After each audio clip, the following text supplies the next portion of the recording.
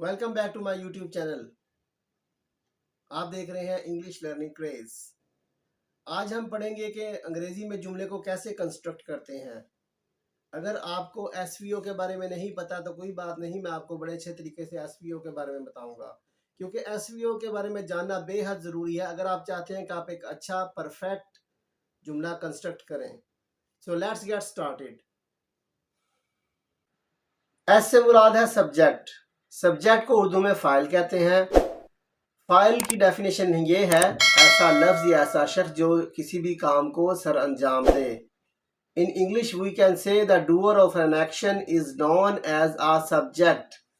इसके बाद बारी आती है वर्ब की। वर्ब को उर्दू में फ़ेल कहते हैं। फ़ेल से मुराद है ऐसा लफ्ज़ जो किसी भी काम का करना होना ज़ाहिर करे। In other words, we can say the action words are known as verbs, जिस तरह के आना, जाना, खाना, पीना, उठना, बैठना। नंबर 3 पे बारी आती है ऑब्जेक्ट की। ऑब्जेक्ट को उर्दू में मफूल कहते हैं। मफूल से मुराद है ऐसा लफ्ज़, ऐसा शख्स या ऐसी चीज़ जिसके साथ कोई काम सर अंजाम हो या जिसके साथ कोई काम हो। In English, we can say the receiver of the action is known as an object. Helping verbs or auxiliaries. Helping verb से मुराद है इमदादी अफ़ाल। इमदादी अफ़ाल ऐसे अल्फाज होते हैं जो मेन वर्ब के साथ बतौर मदद इस्तेमाल होते हैं, जिस तरह के is, am, are, was, were, ये सब इमदादी अफ़ाल हैं। मिसाल है Ali is writing a letter. इस मिसाल में अली जो है, अली सब्जेक्ट है क्योंकि अली किसी काम को सर अंजाम दे रहा है।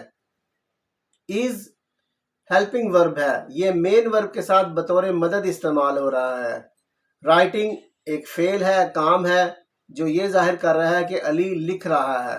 अली क्या लिख रहा है? अली लेटर को लिख रहा है। लेटर यहाँ पे ऑब्जेक्ट है क्योंकि अली लेटर को, ख़त को लिख रहा है। उम्मीद करता हूँ कि इस मिसाल से आपको एसवीओ और हेल्पिंग वर्ब की जो एक्सप्लेनेशन है वो बेहतर तौर पे समझ आ चुकी होगी। अगर आपको मेरी वीडियो अच्छी हो तो चैनल को सब्सक्राइब करना और घंटी के बटन को दबाना मत भूलिएगा। मिलते हैं अगली वीडियो में, तब तक के लिए अल्लाह हाफिज़।